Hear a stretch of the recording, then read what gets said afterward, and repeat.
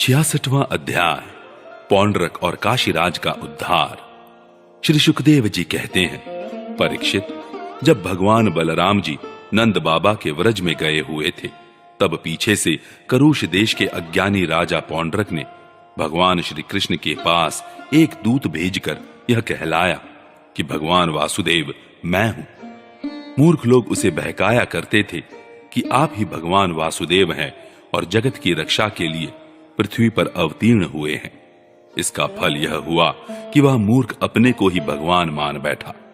जैसे बच्चे आपस में खेलते समय किसी बालक को ही राजा मान लेते हैं और वह राजा की तरह उनके साथ व्यवहार करने लगता है, वैसे ही मंदमती अज्ञानी पौंड्रक ने अचिंत्य गति भगवान श्री कृष्ण की लीला और रहस्य न जानकर द्वारका में उनके पास दूत भेज दिया।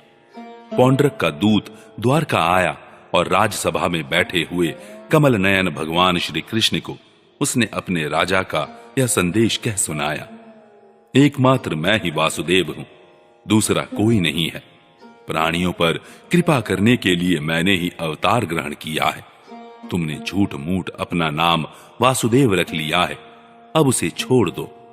यदुवंशी, तुमने मूर्खतावश मेरे चिन्ह धारण कर रखे हैं, उन्हें छोड़कर मेरी शरण में आओ और यदि मेरी बात तुम्हें स्वीकार न हो तो मुझसे युद्ध करो।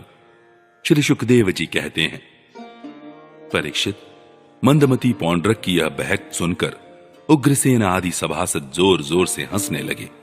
उन लोगों की हंसी समाप्त होने के बाद भगवान श्री कृष्ण ने दूत से कहा, तुम जाकर अपने राजा से कह देना कि रे मूढ़, मैं अपने चक्र आदि चिन्ह यों नहीं छोड़ूंगा। इन्हें मैं तुझ पर छोड़ूंगा और केवल तुझ पर ही नहीं, तेरे उन सब साथियों पर भी जिनके बहकाने से तू इस प्रकार बहक रहा है।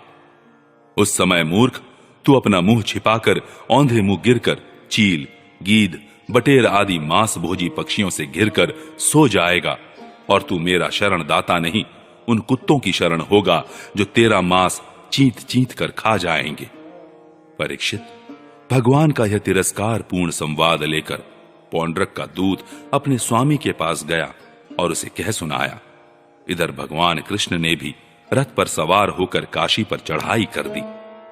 भगवान श्री कृष्ण के आक्रमण का समाचार पाकर महारथी पौंड्रक भी 2 अक्षौहिणी सेना के साथ शीघ्र ही नगर से बाहर निकल आया। काशी का राजा पौंड्रक का मित्र था, अतः वह भी उसकी सहायता करने के लिए 3 अक्षौहिणी सेना के साथ उसके पीछे पीछे आया।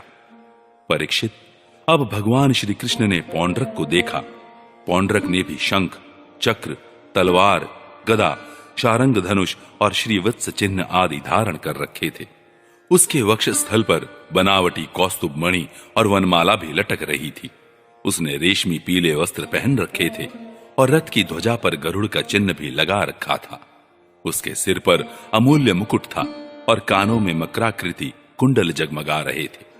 उसका यह सारा का सारा वेश बनावटी था, मानो कोई अभिनेता रंगमंच पर अभिनय करने के लिए आया हो। उसकी वेशभूषा अपने समान देखकर भगवान श्री कृष्ण खिलखिलाकर हंसने लगे। अब शत्रुओं ने भगवान श्री कृष्ण पर त्रिशूल, गदा, मुदगर, शक्ति, रिष्टि, रास, तोमर, तलवार, पट्टिश और बाण आदि अस्त्र शस्त्रों से प्रहार किया। प्रलय के समय जिस प्रकार आग सभी प्रकार के प्राणियों को जला देती है, वैसे ही भगवान श्री कृष्ण ने भी गदा, तलवार, चक्र और बाण आदि शस्त्रास्त्रों से पौंड्रक तथा काशीराज के हाथी, रथ, घोड़े और पैदल की चतुरंगिणी सेना को तहस नहस कर दिया। वह रणभूमि भगवान के चक्र से खंड खंड हुए। रथ, घोड़े, हाथी, मनुष्य, गधे और ऊंटों से पट गई। उस समय ऐसा मालूम हो रहा था मानो वह भूतनाथ शंकर की भयंकर क्रीड़ा स्थली हो। उसे देख देखकर शूरवीरों का उत्साह और भी बढ़ रहा था। अब भगवान श्री कृष्ण ने पौंड्रक से कहा, रे पौंड्रक, तूने दूत के द्वारा कहलाया था कि मेरे चिन्ह, अस्त्र शस्त्रादि छोड़ दो, सो अब मैं उन्हें तुझ पर छोड़ रहा हूं। तूने झूठ मूठ मेरा नाम रख लिया है, अतः मूर्ख, अब मैं तुझसे उन नामों को भी छुड़ा कर रहूंगा। रही तेरे शरण में आने की बात, सो यदि मैं तुझसे युद्ध न कर सकूंगा तो तेरी शरण ग्रहण करूंगा। भगवान श्री कृष्ण ने इस प्रकार पौंड्रक का तिरस्कार करके अपने तीखे बाणों से उसके रथ को तोड़ फोड़ डाला और चक्र से उसका सिर वैसे ही उतार लिया जैसे इंद्र ने अपने वज्र से पहाड़ की चोटियों को उड़ा दिया था। इसी प्रकार भगवान ने अपने बाणों से काशी नरेश का सिर भी धड़ से ऊपर उड़ाकर काशीपुरी में गिरा दिया, जैसे वायु कमल का पुष्प गिरा देती है। इस प्रकार अपने साथ डाह रखने वाले पौंड्रक को और उसके सखा काशी नरेश को मारकर भगवान श्री कृष्ण अपनी राजधानी द्वारका में लौट आए। उस समय सिद्धगण भगवान की अमृतमयी कथा का गान कर रहे थे। परीक्षित, पौंड्रक भगवान के रूप का चाहे वह किसी भाव से हो सदा चिंतन करता रहता था। इससे उसके सारे बंधन कट गए। वह भगवान का बनावटी वेश धारण किए रहता था। इससे बार बार उसी का स्मरण होने के कारण वह भगवान के सारूप्य को ही प्राप्त हुआ। इधर काशी में राजमहल के दरवाजे पर एक कुंडल मंडित मुंड गिरा देखकर लोग तरह तरह का संदेह करने लगे और सोचने लगे कि यह क्या है, यह किसका सिर है। जब यह मालूम हुआ कि वह तो काशी नरेश का ही सिर है, तब रानियां, राजकुमार, राज परिवार के लोग तथा नागरिक रो रो कर विलाप करने लगे। हा नाथ, हा राजन, हाय हाय, हमारा तो सर्वनाश हो गया। काशी नरेश का पुत्र था सुदक्षिण। उसने अपने पिता का अंत्येष्टि संस्कार करके मन ही मन यह निश्चय किया कि अपने पितृघाती को मारकर ही मैं पिता के ऋण से उऋण हो सकूंगा। निदान वह अपने कुल पुरोहित और आचार्यों के साथ अत्यंत एकाग्रता से भगवान शंकर की आराधना करने लगा। काशी नगरी में उसकी आराधना से प्रसन्न होकर भगवान शंकर ने वर देने को कहा। सुदक्षिण ने यह अभीष्ट वर मांगा कि मुझे मेरे पितृघाती के वध का उपाय बतलाइए। भगवान शंकर ने कहा, तुम ब्राह्मणों के साथ मिलकर यज्ञ के देवता ऋत्विक भूत दक्षिणाग्नि की अभिचार विधि से आराधना करो। इससे वह अग्नि प्रमथ गणों के साथ प्रकट होकर यदि ब्राह्मणों के अभक्त पर प्रयोग करोगे तो वह तुम्हारा संकल्प सिद्ध करेगा। भगवान शंकर की ऐसी आज्ञा प्राप्त करके सुदक्षिण ने अनुष्ठान के उपयुक्त नियम ग्रहण किए और वह भगवान श्री कृष्ण के लिए अभिचार करने लगा। अभिचार पूर्ण होते ही यज्ञ कुंड से अति भीषण अग्नि मूर्तिमान होकर प्रकट हुआ। उसके केश और दाढ़ी मूछ तपे हुए तांबे के समान लाल लाल थे। आंखों से अंगारे बरस रहे थे। उग्र दाढ़ों और टेढ़ी भ्रिकुटियों के कारण उसके मुख से क्रूरता टपक रही थी। वह अपनी जीभ से मुंह के दोनों कोने चाट रहा था। शरीर नंग धड़ंग था। हाथ में त्रिशूल लिए हुए था, जिसे वह बार बार घुमाता जाता था और उसमें से अग्नि की लपटें निकल रही थी। ताड़ के पेड़ के समान बड़ी बड़ी टांगे थी। वह अपने वेग से धरती को कपाता हुआ और ज्वालाओं से दसों दिशाओं को दग्ध करता हुआ द्वारका की ओर दौड़ा और बात की बात में द्वारका के पास जा पहुंचा। उसके साथ बहुत से भूत भी थे। उस अभिचार की आग को बिल्कुल पास आई हुई देख द्वारकावासी वैसे ही डर गए जैसे जंगल में आग लगने पर हरिण डर जाते हैं। वे लोग भयभीत होकर भगवान के पास दौड़े हुए आए। भगवान उस समय सभा में चौसर खेल रहे थे।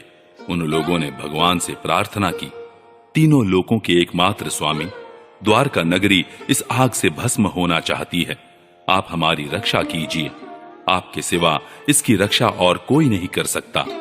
शरणागत वत्सल भगवान ने देखा कि हमारे स्वजन भयभीत हो गए हैं और पुकार पुकार कर विकलता भरे स्वर से हमारी प्रार्थना कर रहे हैं। तब उन्होंने हंसकर कहा, डरो मत, मैं तुम लोगों की रक्षा करूंगा। परीक्षित, भगवान सबके बाहर भीतर की जानने वाले हैं। वे जान गए कि यह काशी से चली हुई माहेश्वरी कृत्या है। उन्होंने उसके प्रतिकार के लिए अपने पास ही विराजमान चक्र सुदर्शन को आज्ञा दी। भगवान मुकुंद का प्यारा अस्त्र सुदर्शन चक्र कोटि कोटि सूर्यों के समान तेजस्वी और प्रलयकालीन अग्नि के समान जाज्वल्यमान है। उसके तेज से आकाश, दिशाएं और अंतरिक्ष चमक उठे और अब उसने उस अभिचार अग्नि को कुचल डाला। भगवान श्री कृष्ण के अस्त्र सुदर्शन चक्र की शक्ति से कृत्यारूप आग का मुंह टूट फूट गया। उसका तेज नष्ट हो गया, शक्ति कुंठित हो गई और वह वहां से लौटकर काशी आ गई। तथा उसने ऋत्विज आचार्यों के साथ सुदक्षिण को जलाकर भस्म कर दिया। इस प्रकार उसका अभिचार उसी के विनाश का कारण हुआ। कृत्या के पीछे पीछे सुदर्शन चक्र भी काशी पहुंचा। काशी बड़ी विशाल नगरी थी। वह बड़ी बड़ी अटारियों, सभा भवन, बाजार, नगर द्वार, द्वारों के शिखर, चार दीवारियों, खजाने, हाथी, घोड़े, रथ और अन्नों के गोदाम से सुसज्जित थी। भगवान श्री कृष्ण के सुदर्शन चक्र ने सारी काशी को जलाकर भस्म कर दिया और फिर वह परमानंदमय लीला करने वाले भगवान श्री कृष्ण के पास लौट आया। जो मनुष्य पुण्य कीर्ति भगवान श्री कृष्ण के इस चरित्र को एकाग्रता के साथ सुनता या सुनाता है, वह सारे पापों से छूट जाता है।